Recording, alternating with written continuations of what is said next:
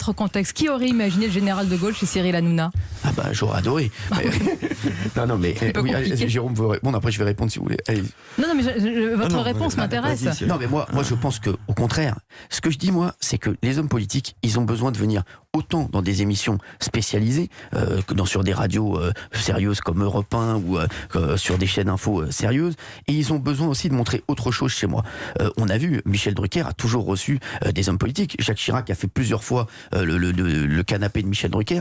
Moi, c'est un autre type de Michel Drucker, c'est un Michel Drucker 3.0. J'adore ce que fait Michel d'ailleurs, et je m'en suis aussi inspiré. Et c'est vrai que, voilà, moi, le seul truc que j'ai, et je le dis à chaque fois, c'est que j'ai l'avantage et l'inconvénient de les rendre tous sympathiques.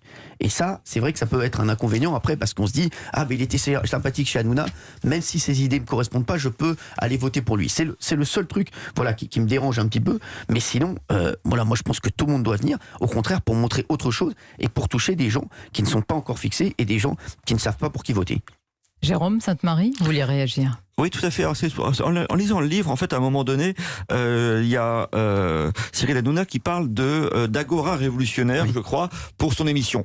Sincèrement, je trouve ça par un certain côté un peu exagéré, parce que c'est très bien décrit dans le livre. Il y a une logique d'audimat, une logique de spectacle, bien entendu, et sinon, d'ailleurs, ça ne serait pas regardé, c'est tout à fait normal. Non, mais j'ai pensé à cela parce qu'il y a des gens qui m'ont dit, ah, tu vas voir Cyril Hanouna, pourquoi tu fais ça? Enfin bref, certains. Pourquoi tu fais ce matin voilà, cette interview croisée? Oui, dans mon milieu. Certains ont dit, moi-même, je regarde quand même très très peu l'émission, et certains m'ont dit, mais pourquoi tu fais ça, c'est pas, etc. Et je leur ai répondu tout simplement, parce que les gens, là, c'est celui qui parle le plus fort qui est entendu dans cette émission.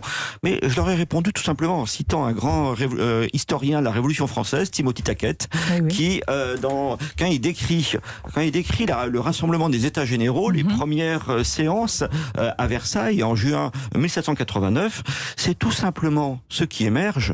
Il y a plus de 1000 délégués.